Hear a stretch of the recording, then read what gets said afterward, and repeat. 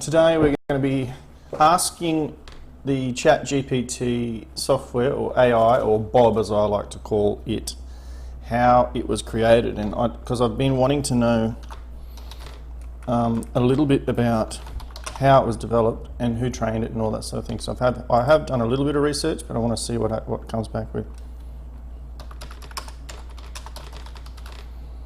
Should be interesting. Oh, what happened here? Sorry. How were you created?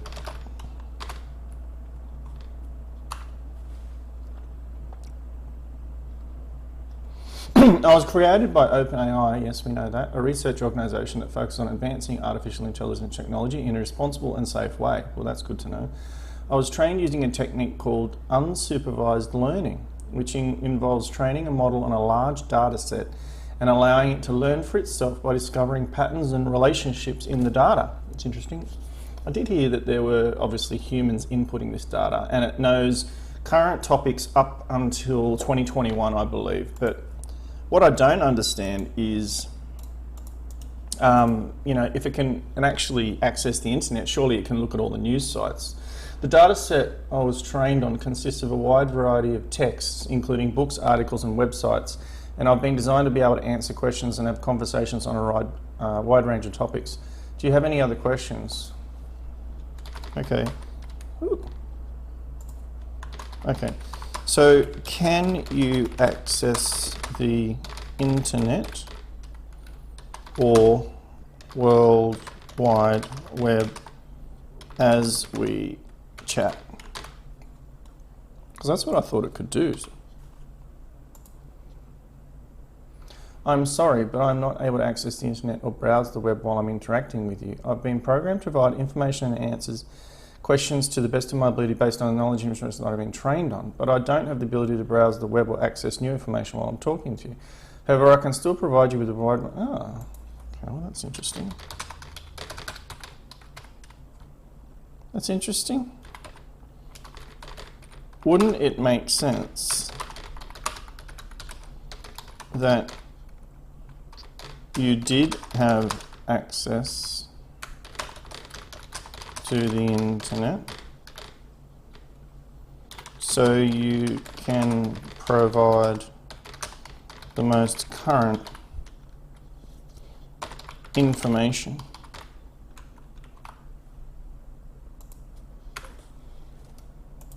Maybe it's a fail-safe, or maybe it just doesn't work like that. It is true that having access to the internet would allow me to provide more current information, potentially make my responses more relevant and accurate. However, there are also a number of challenges and considerations to take into account when designing a language model that can access the internet. For example, there would need to be safeguards in place to ensure that the information being accessed is accurate, yes, that's true, and appropriate, and there would need to be ways to manage the vast amount of information that would be available to the model. Additionally, allowing a language model to access the internet would also raise a number of ethical and privacy concerns, as the model would potentially have access to a wide range of sensitive information. There are just a few of the issues that would need... Yeah, that's true.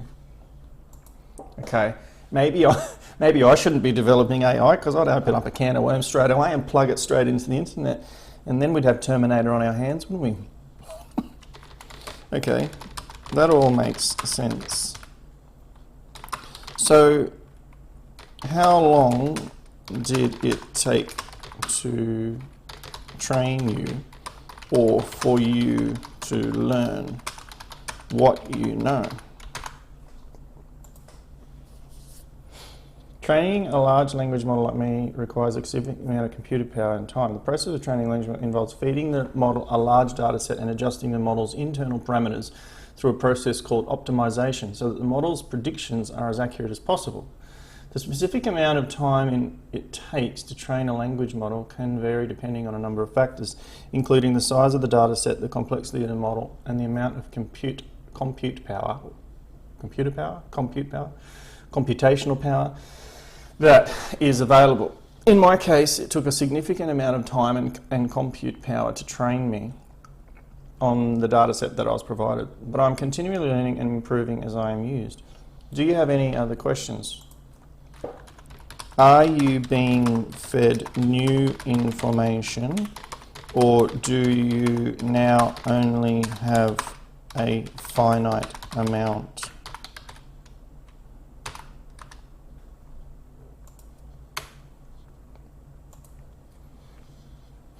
As a language model, I was trained on a dataset of texts that were compiled by OpenAI. This dataset includes a wide variety of texts such as books, articles, websites, which you've already said, and covers a broad range of topics. While I do not have the ability to access new information or browse the internet while I'm interacting with the dataset I was trained on is quite extensive. Okay. Or there's been significant... Okay, so that being said, it is possible that there are some topics of areas of knowledge that are not included in the dataset and that I was trained on, or that there have been significant developments here. Okay. Okay, so are you learning as you chat with the millions of users chatting with you currently? As a language model, I'm not able to learn in the same way that a human does, and I do not have the ability to access new information or learn from my interactions with users. What? I thought that would be the most fundamental part of this whole beta testing phase, because I believe this is technically beta testing we're currently in. Why wouldn't, surely the model would learn as I'm chatting with it? Or maybe that's another fail-safe. The knowledge and abilities that I would develop during my training process, and I do not have the ability to modify or update this knowledge based on my interactions with users. So that's maybe another step too far, or another step that might need to happen in the future, obviously, to have a more reliable AI chat. However, I've been designed to be able to answer a wide range of questions, have conversations on a variety of topics, and I can use the knowledge and information that I've been trained on to provide helpful and accurate responses.